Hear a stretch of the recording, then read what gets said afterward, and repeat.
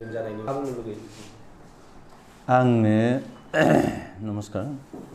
आं एक्चुअली जइन जायाखै किन्तु जोङो तामुलपुर समस्तिनि कैंडिडेट जितु तामुलपुर समस्तिया गिदिर समस्ति मोनसे आरो बुद्धिजीबीनि समस्ति गियानी मानसिनि अभाब गैया बेहाय आरो प्लस विभिन्न जाति जनगोष्ठी थानाय समस्ति बेहाय जोबोद किसुमान खामानि डेभलपमेन्ट खामानि मावनांगौ दंबावो आरो बेफोरखौ गासैखौबो सालिजारि नायनानै आं एबारनि कैंडिडेटफोरखौ जितु आं भटार सासे कैंडिडेटफोरखौ नायनानै लेह बर' बिथांनि व्यक्तित्वखौ आं मोजां मोनदों आरो बिथाङा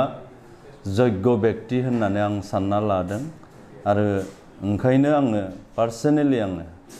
बिथांखौ आं समर्थन होनो आगबारिदों आरो दिनैनिफ्रायनो आङो केम्पेनिंखौ स्टार्ट खालामबाय गतिके लेह बर' बिथाङा गोबां भट लानानै देरहागोन बे सैथो आरो बिथांनि देरहानायाव आंबो एसे हेफाजाब होफादेरनि होननानै ओंखारफादों बिथाङा गियानी मानसि गोरों मानसि समाजकर्मी आरो बिथाङा जुदि प्रतिनिधि खालामोब्ला तामुलपुर समस्तिखौ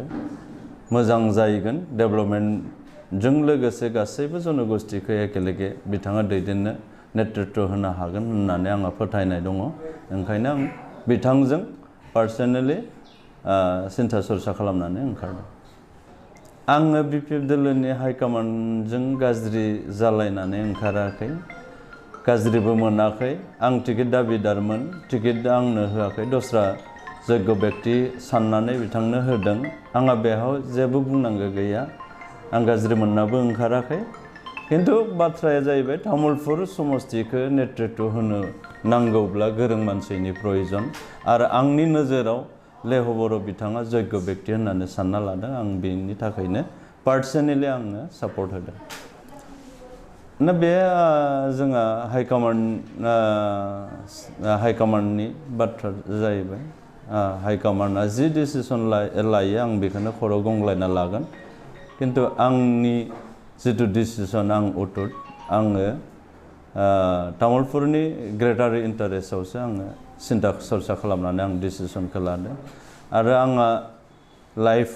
आंनि लाइफआव आं खुनु पलिटिक्स कन्टेस्टिं पलिटिक्सआव आं ओंखारखाला MLA MCLA MP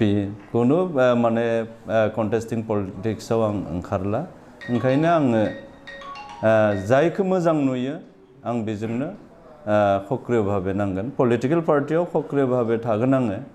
सक्रिय भाबे पलिटिकल पार्टियाव थागोन अनलि कन्टेस्टिं पलिटिक्सआव आं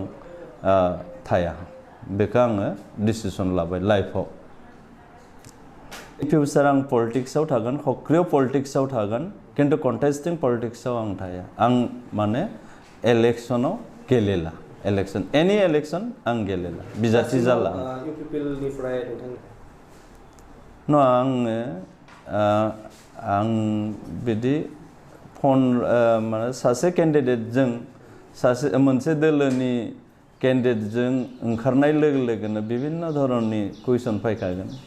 सोंलु सोंला फैखागोन नोंथाङा UPPL आव हाबबाय नामा UPPL आव हाबगोन नामा खिन्थु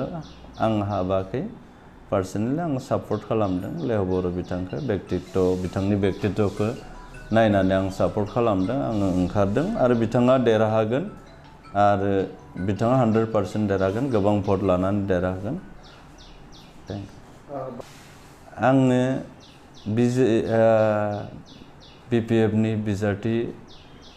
आं नायबाय सालिजारि नायबाय 11 जन कैंडिडेट अनलि BPF नङा जुदि बे 11 जननि भितराव आं जेरैबायदि माने जग्य व्यक्ति होननानै बासिना लादों लेह बर' बिथांखौ आंनि बुंनायनि आंनि माबानि ओंथिया बे नङा जे बाकिया अजग्य व्यक्ति बाकी कैंडिडेटफोरा जग्य गैया आं बेखौ बुङाखै आंनि नोजोराव आंनि नोजोराव आं लेह बर'खौ आं जग्य व्यक्ति आरो बिथाङा नेतृत्व होनो हागोन कारन विभिन्न दल संगठन अनुष्ठानफोरजों प्रतिष्ठानफोरजों बिथाङा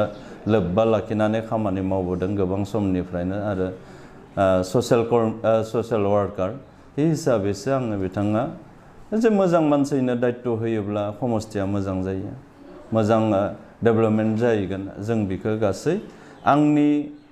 सिन्ताधाराया मा जे तामुलपुरा उन्नति जानांगौ तामुलपुरा जौगानांगौ आरो गासैबो जनगोष्ठीखौ समानै अननानै सोलिनांगौ बिदि साननासो आङो बिथांखौ सापर्ट होदों मदद होदों आं बुंखाबाय 11 जन केन्डिडेटनि भितराव आंनि नोजोरा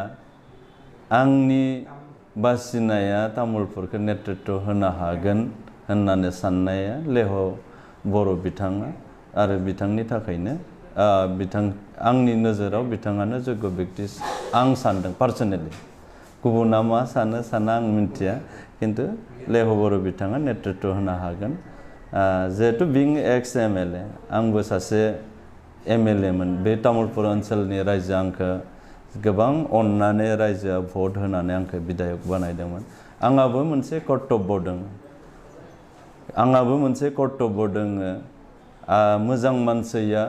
नेतृत्व होनाया मोजां मानसिनि आखायाव दायित्व होनाया जोंहाबो बिनि भटार रायजो हिसाबै बिनि नागरिक हिसाबै जोंहाबो कर्तब्य दङ होननानै आं सानो आंनि फैनाय थांनायाव महाजोदा खहा जागोन जायैखौ आं मिथिया आंथ' सासे साधारन कर्मी आं फैनाय थांनायाव जेबो आं सानो जेबो खहा जाया होननानै आं सानो नायनि फार्स्टलि जोङो इलेक्शननि बाथ्रा सिन्था खालामदों जइन जानाय हयथ' आं उननि इलेक्शननि उनाव आङो डिसिसन लायगोन दा खाद्यते आङो आंनि डिसिसना कुनु एनि कन्टेस्टिं पलिटिक्सआव आं हाबला इन फिउचार आंनि लाइफआव पलिटिकल पार्टियाव थागोन ना थाया बेखौ आङो इलेक्शननि उनाव डिसिसन लागोन केम्पेइनाव दिनैनिफ्राय बाहागो लासिगोन दिनैनिफ्राय निश्चय आं बाहागो लासिगोन UPPL दोलोनि जानानै आरो जेरैखि जाया बिथांखौ देरहानायनि खामानि आं मावगोन